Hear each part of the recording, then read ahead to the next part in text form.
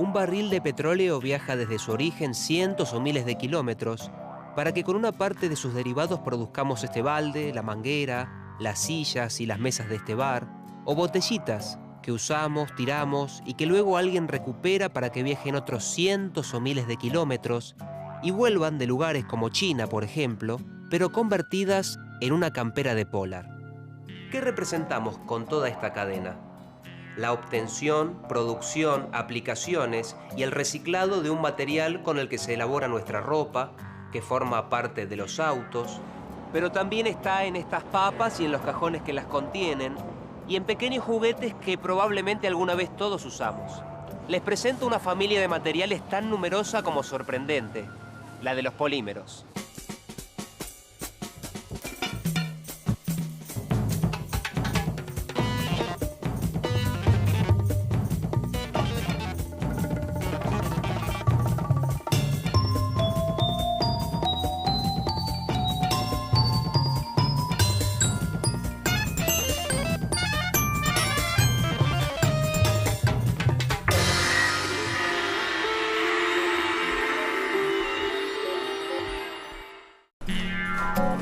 El supermercado es un lugar ideal como muestra de la variedad de objetos que el hombre produce. Podemos encontrar casi todo. Y todo lo que vemos, todas las cosas que existen, están producidas por sustancias a las que llamamos materiales. Uno de los 4 grupos principales es el de los polímeros, que a veces confundimos o minimizamos llamándolos simplemente plásticos.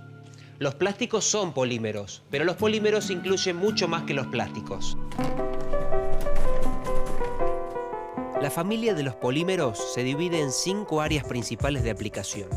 Una es la de los materiales plásticos, que se utilizan para fabricar infinidad de objetos, envases para alimentos y bebidas, artículos de limpieza, bandejas, útiles escolares, recipientes, gran variedad de juguetes y todo tipo de artículos descartables. Otros integrantes de la familia de los polímeros son las gomas y los elastómeros. Los encontramos en suelas de calzados, pelotas y partes de automóviles, como alfombras, neumáticos, mangueras o burletes. Gran cantidad de fibras también son polímeros. Seguramente muchas de nuestras prendas tengan distintos porcentajes de este tipo de fibras, que revolucionaron la industria textil. El nylon es la más conocida. Otras áreas de aplicación son las de los recubrimientos superficiales, como las pinturas, los barnices y las lacas. Y por último, los adhesivos instantáneos o la cola vinílica de carpintería.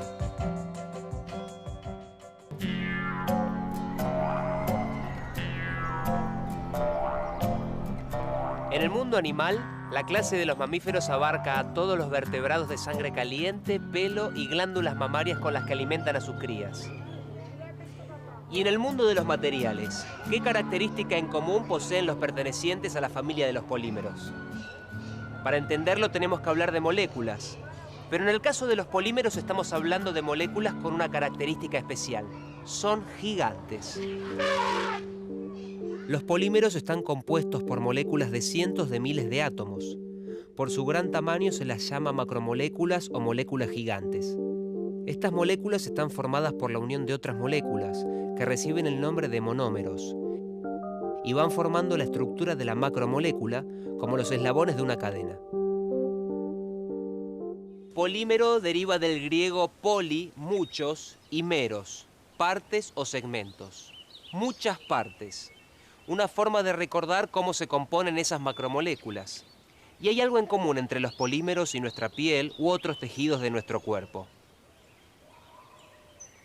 Es el carbono. Los átomos de carbono establecen con facilidad enlaces dobles o triples, entre ellos o con átomos de otras especies, y dan lugar a gran cantidad de moléculas orgánicas simples, los monómeros. Los monómeros pueden reaccionar entre sí y generar nuevas moléculas más grandes. El átomo de carbono tiene la particularidad de poder unirse a otras 4 especies químicas por medio de enlaces. Esto hace posible la formación de macromoléculas. Las macromoléculas de carbono no solo dan origen a los polímeros. Muchas de las moléculas que forman los tejidos de los seres vivos, como las de los músculos y la piel, son también macromoléculas de carbono. Además del carbono, otros elementos pueden formar estructuras macromoleculares, como el silicio y el fósforo. A las macromoléculas formadas por esos elementos se las llama polímeros inorgánicos.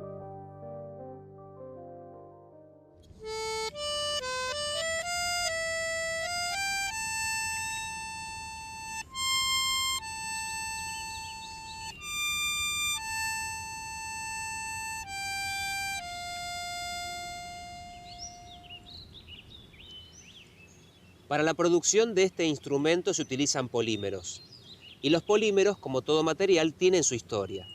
Una historia que se remonta a siglos pasados y a distintas civilizaciones unidas por la producción de una misma fábrica. La naturaleza. Desde épocas remotas, el hombre utilizó materiales de la familia de los polímeros que el reino animal o vegetal le brindaba, los polímeros naturales. De los Andes peruanos proviene la papa, recién introducida en Europa a partir del siglo XVI.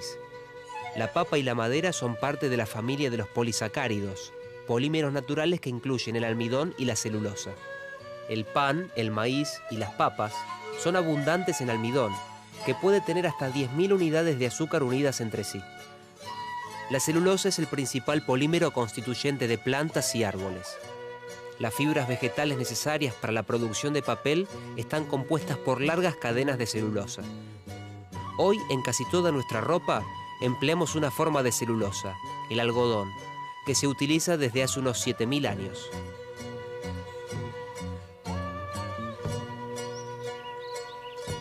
A lo largo del tiempo, algunas fórmulas y procesos fueron mantenidos en secreto durante años. En América hay historias curiosas, como la de un proceso común para las civilizaciones precolombinas que los europeos tardaron casi 3 siglos en imitar. Hablamos de otro polímero natural, el caucho. Se obtiene del árbol del caucho mediante un tratamiento de sangrado. Pueblos originarios de América, siglos antes de la conquista, conocían algunas propiedades del caucho, su elasticidad y su capacidad de repeler el agua. El nombre del material deriva de caoutchouc, término de una lengua indígena de la zona del Perú que significa impermeable. Los mayas fabricaban con caucho las pelotas para su clásico juego. Los calzados y abrigos resistentes al agua creados por los indígenas no pudieron ser reproducidos en Europa, donde recién se aplicó comercialmente el caucho en 1791 para impermeabilizar tejidos, tratándolos con caucho disuelto en trementina. Pasaron casi 300 años hasta que los europeos consiguieron lo que los indígenas habían logrado siglos antes de la conquista. Otro secreto sobre un polímero natural fue guardado por un pueblo durante 30 siglos. Es la historia de la seda, por mucho tiempo, un misterio chino. La mariposa del gusano de seda es originaria de China. Según la tradición, fue la novia de un emperador quien descubrió las posibilidades del capullo. La obtención y el uso del hilo de seda fue un secreto que los chinos conservaron durante más de 3.000 años, hasta que alrededor de 300 años después de Cristo, los japoneses lograron revelarlo. También desde épocas remotas se utilizan algunos materiales que el hombre logró modificando ciertos polímeros naturales mediante procesos químicos.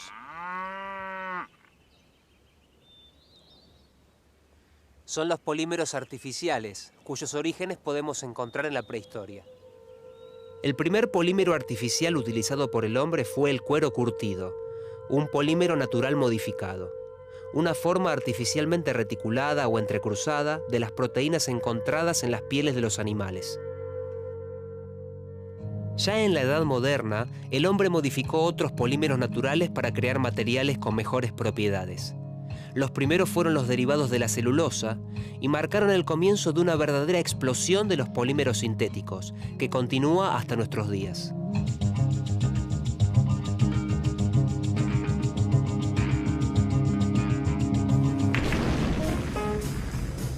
Pequeñas explosiones también fueron provocadas por la creación del primer polímero artificial moderno.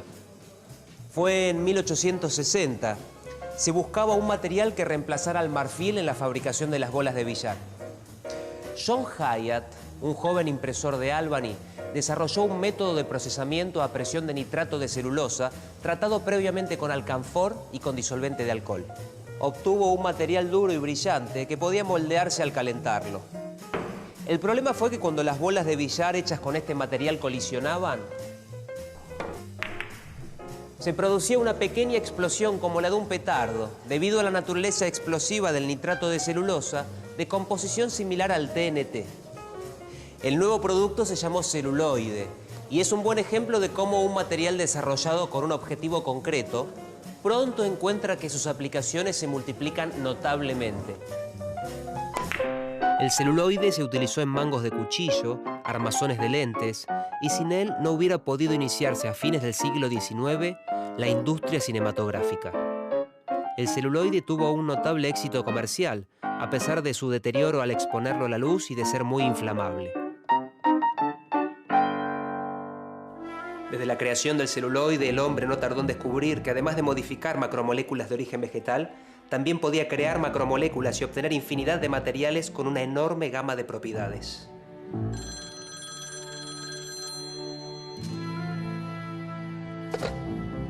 Nacían los polímeros sintéticos.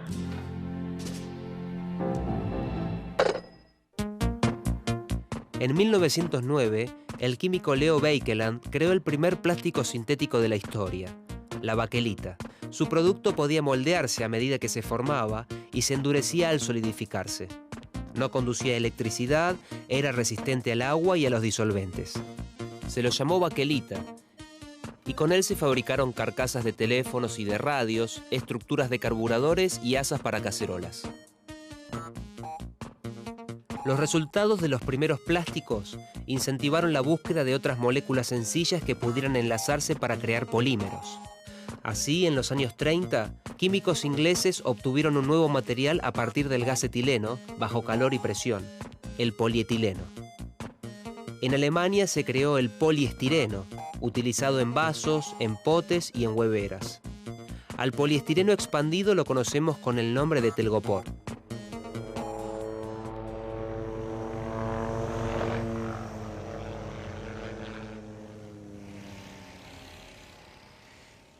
En los años 30, la empresa DuPont produjo la primera fibra artificial, el nylon.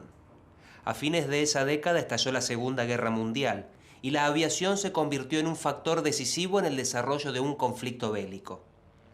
¿Qué relación hay entre estos hechos? Bloqueos, territorios ocupados, países que dejaron de comercializar entre sí, provocaron en ambos bandos la reducción o ausencia de muchas materias primas. Esta situación obligó a los gobiernos a promover la industria del plástico, que rápidamente se dedicó a desarrollar materiales sustitutos. Los poliésteres se utilizaron en la fabricación de armamento y varios tipos de cauchos sintéticos se produjeron en grandes cantidades. El nylon cobró una extraordinaria difusión